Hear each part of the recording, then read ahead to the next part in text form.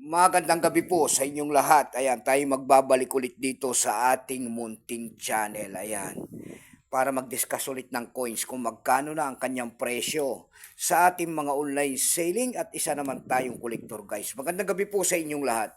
Ang pag-usapan natin barya guys, yan po ay barya po ng Norway. Ayan, world coins po, foreign coins. Ayan. Sa bansang Norway po yan guys. Ayan. 5 kroner. Ayan. Kroner. Ayan. Kroner. Ang hilap. Sa bansang Norway po yan. Ayan. Year 2007 ang kanyang date. World coins, foreign coins. Ayan. 5 kroner po ng bansang Norway. Tignan natin ito kung magkano na ang kanyang price sa ating mga online selling. Ayan. Pero bago yan tayo magpapasalamat muna sa lahat ng masugid na tagapagsubaybay dito sa ating YouTube channel guys.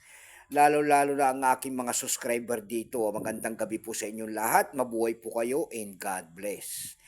Ayan, magpapasalamat din po ako sa mga nakapalo dyan sa aking FB page, Samuel Soriano po. Lahat po na nakapalo sa aking FB page, thank you so much sa inyong lahat. Mabuhay po kayo and God bless.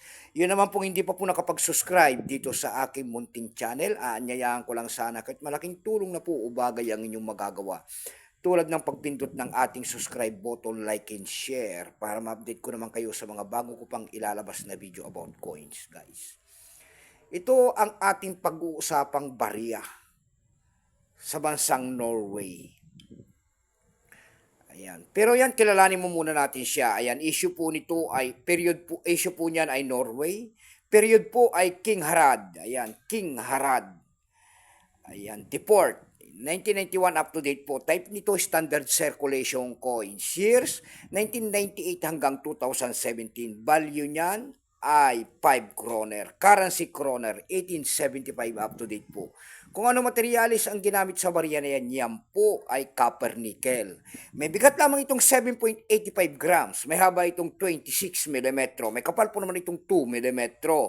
Orientation niyan ay medal alignment. Siyempre, ang hugis niyan round with a round hole kung tawagin nila. Number niyan ay 1448. Reference number KM-463. Ito pong year 2007 na ito po ay 12%. Kung ilang piraso po ang ginawa sa barya na yan ng Norway, ito po ay 9,152,000 piraso po. Ayan. May price appraisal na rin po yan doon sa ating numista kung tawagin ng ating mga kolektor. Yung kanyang extra fine po ay nagkakahalaga yan ng 40 pesos. Yung kanyang almost circulated naman po ay 82 pesos. Dako tayo sa kanyang price guys. Doon sa ating eb.com po, ayan, eb.com. Bintahan po ng coins pandaigdigan niya na. eb.com, doon na po lahat ng klaseng binibintang coins. eb.com. Sa eb.com po, mayroon tayo nakita nagbebenta nito na $6.95. Nasundan yan ng $5. Yung pinakamababa po na nakita natin doon ay nagkakahalaga yan ng $2. Ayan.